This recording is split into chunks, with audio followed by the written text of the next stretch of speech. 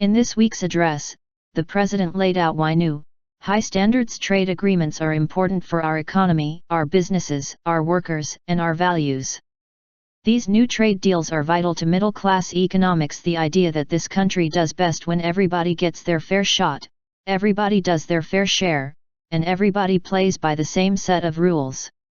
The President has been clear any deal he signs will be the most progressive trade agreement in our history, with strong provisions for both workers and the environment. It would also level the playing field, and when the playing field is level, American workers always win. Transcript of the address. Hi, everybody. I've talked a lot lately about why new trade deals are important to our economy. Today, I want to talk about why new trade deals are important to our values. They're vital to middle-class economics. The idea that this country does best when everyone gets their fair shot, everyone does their fair share, and everyone plays by the same set of rules. These are simple values. They're American values.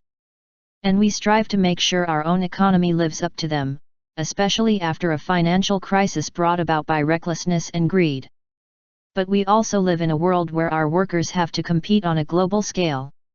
Right now, on an uneven playing field, where the rules are different.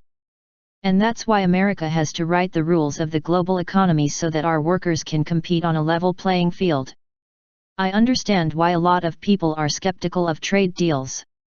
Past deals didn't always live up to the hype. They didn't include the kind of protections we're fighting for today. We have lessons to learn from the past, and we have learned them. But trying to stop a global economy at our shores isn't one of those lessons.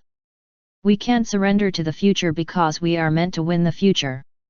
If America doesn't shape the rules of the global economy today, to benefit our workers, while our economy is in a position of new global strength, then China will write those rules. I've seen towns where manufacturing collapsed, plants closed down, and jobs dried up. And I refuse to accept that for our workers. Because I know when the playing field is level, nobody can beat us. That's why, when I took office, we started thinking about how to revamp trade in a way that actually works for working Americans. And that's what we've done with a new trade partnership we're negotiating in the Asia-Pacific, home to the world's fastest-growing markets. It's the highest standard trade agreement in history.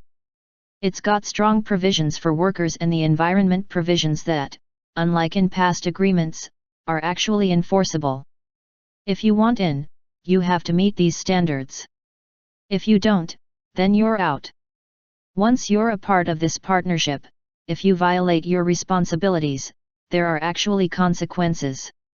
And because it would include Canada and Mexico, it fixes a lot of what was wrong with NAFTA, too. So this isn't a race to the bottom, for lower wages and working conditions. The trade agreements I'm negotiating will drive a race to the top. And we're making sure American workers can retool through training programs and community colleges, and use new skills to transition into new jobs. If I didn't think this was the right thing to do for working families, I wouldn't be fighting for it. We've spent the past 6 years trying to rescue the economy, retool the auto industry, and revitalize American manufacturing. And if there were ever an agreement that undercut that progress, or hurt those workers, I wouldn't sign it. My entire presidency is about helping working families recover from recession and rebuild for the future.